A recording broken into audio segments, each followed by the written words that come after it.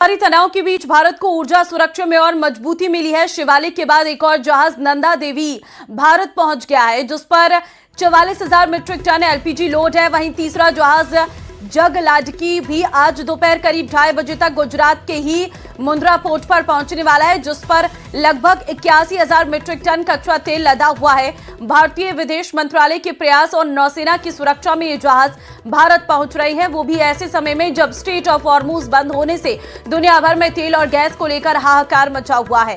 कड़े सुरक्षा घेरे में इन जहाजों के सुरक्षित भारत पहुंचने से देश में संभावित ईंधन की किल्लत और उसके चलते पैदा हुई अफरा तफरी की स्थिति पर लगाम लगाने की उम्मीद है।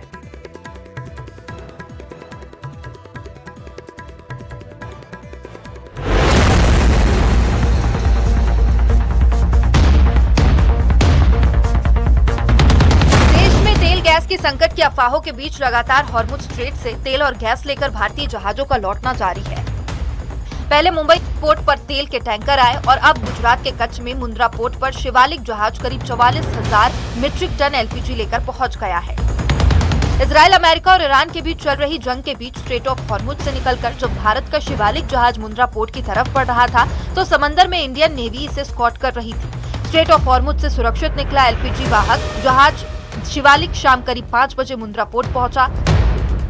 आज शिवालिक जहाज मुंद्रा एयरपोर्ट पर आया है। कल नंदा देवी जहाज कांडला पोर्ट पहुंचेगा। इन दोनों जहाजों में कुल मिलाकर 92,700 मीट्रिक टन एलपीजी है, जो देश में एलपीजी की आपूर्ति में काफी मददगार साबित होगा। उधर यूएई से कच्चा तेल लेकर आ रहा भारतीय टैंकर जगलाडकी युद्ध जैसे हालात वाले इलाके से सुरक्षित निकल गया है और अब भारत के बंदरगाह की ओर बढ़ रहा है। जहाज में करीब 80,800 टन क्रूड ऑयल है। सभी क्रू मेंबर सुरक्षित हैं और जहाज की यात्रा पर लगातार नजर रखी जा रही है। The Indian flag vessel Jagladki, which sailed from UAE on 14th of March, it is carrying about 81,000 of Murban crude oil, is safely en route to India, and it has this vessel and all Indian seafarers are on board are safe. They'll be reaching tomorrow at Mundra port.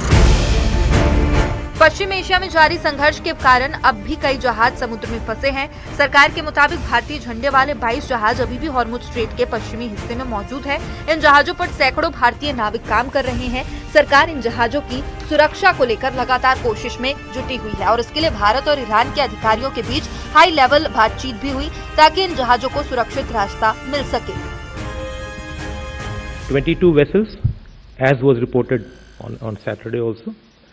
22 Indian flag vessels with 611 Indian seafarers remain in the west of the Strait of Hormuz in Persian Gulf, and DG Shipping continues to closely monitor the situation in coordination with ship owners, the recruitment and service licensee, and Indian missions in the region. इस बीच सरकार ने PNG को बढ़ावा देने पर जोर दिया। नया पीएनजी कनेक्शन लेने पर 500 रुपए की छूट दी जाएगी।